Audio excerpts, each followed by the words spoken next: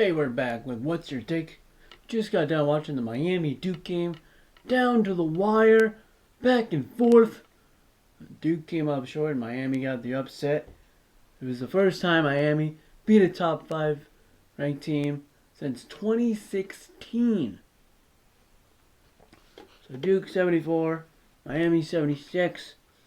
Wendell Moore Jr., he had 12 points, 12 rebounds, and 7 assists. He's a junior leading the team, the veteran of the team, stepping up.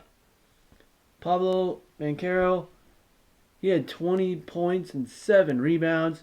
He had a great defensive stop with about a minute 15 left.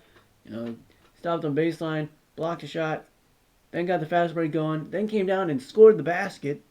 And they got another steal. It was Duke's first 2 steals in the game, or turnovers that they forced Miami to have, where they turned it into points, was like with a minute and 15 or less to go. And Banchero scored both those buckets, and you thought they had it.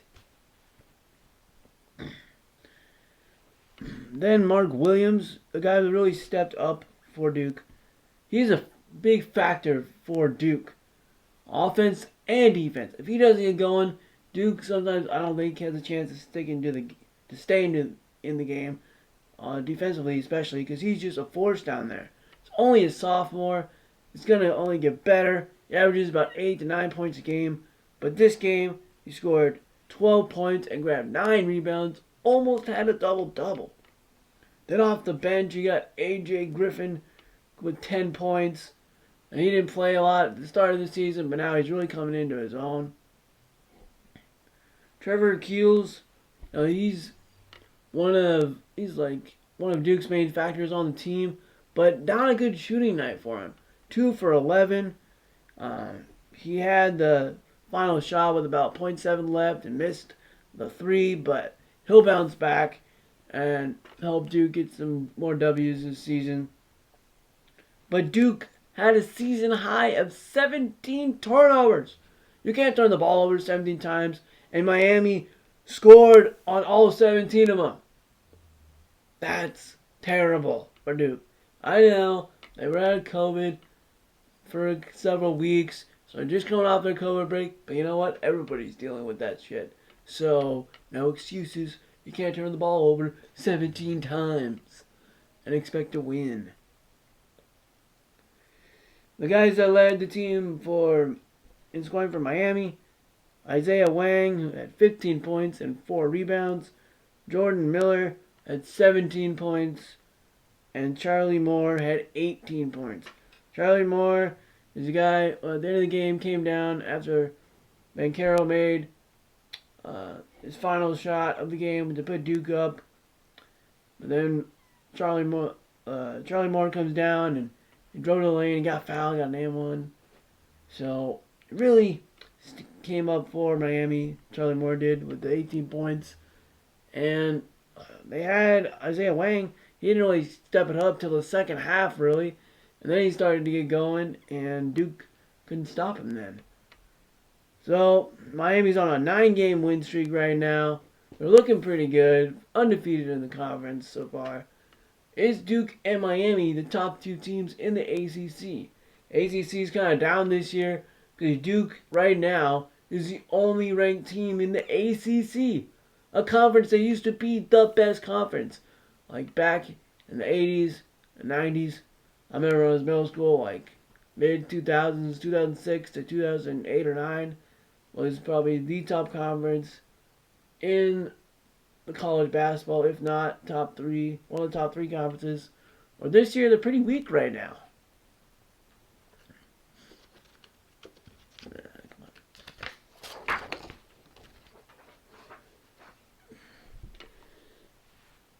LSU and Tennessee was another big game tonight. LSU won 79-67. Darius Days had 15 points, 8 rebounds. Brandon Murray had 13 points.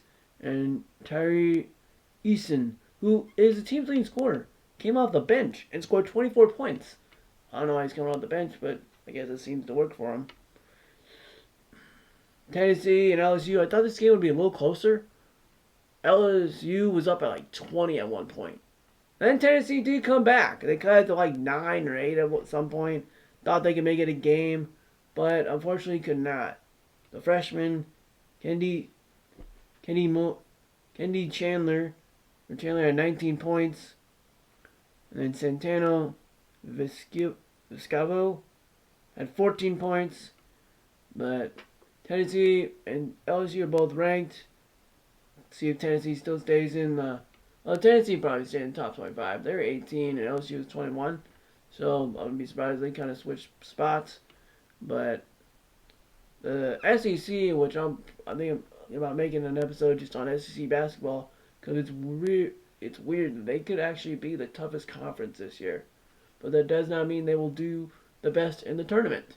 Look at the Big Ten last year. The Big Ten was clearly the best conference in the regular season by far, and they did terrible in the tournament. So, regular season wise right now, SEC could be the best basketball conference, which is weird to say because they're not known for basketball. They're just known for football and baseball. Other good games, Kentucky beat Georgia 92-77. It was close in the first half and beginning second, but then obviously Kentucky pulled away. Oscar Tishabu had 29 points. Probably saying his last name wrong, but Oscar, the power forward for Kentucky, had 29 points and 17 rebounds. This dude is insane. Oscar had like 28 rebounds one game. And against Western Kentucky, that's still crazy, 28 rebounds. The guy is a walking double-double. And Georgia Tech lost to Notre Dame in overtime, 68-72. And Pitt beat Boston College, 69-67. Now, all four of those teams are not very strong teams right now, I would say. Georgia Tech and Notre Dame are like middle of the pack or bottom of the ACC. Pitt and Boston College, I'd say Georgia Tech, Notre Dame, probably middle of the ACC. Actually, not bottom. Pitt and Boston College have been known to be the bottom of the ACC. So, not surprising that these games were close. So, that is why, hopefully, eventually the ACC can get teams ranked in the top 25 and be a stronger conference. As of right now, who knows if they'll even get 4 teams in the tournament. But the big game tonight was Duke losing to Miami, and let's see if Duke can bounce back and get a W and Miami can keep it going. Another great day of college basketball. Oh, and also Auburn beat Kentucky, or sorry, not Kentucky. Auburn beat Auburn beat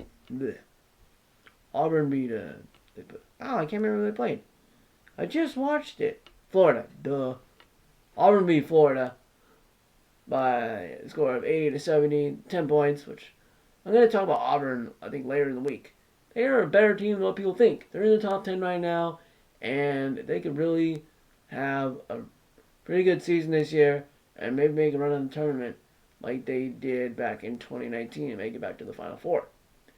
Like I said, another great day of college basketball. Can't wait for more to come. And stay tuned on more college basketball on What's Your Take?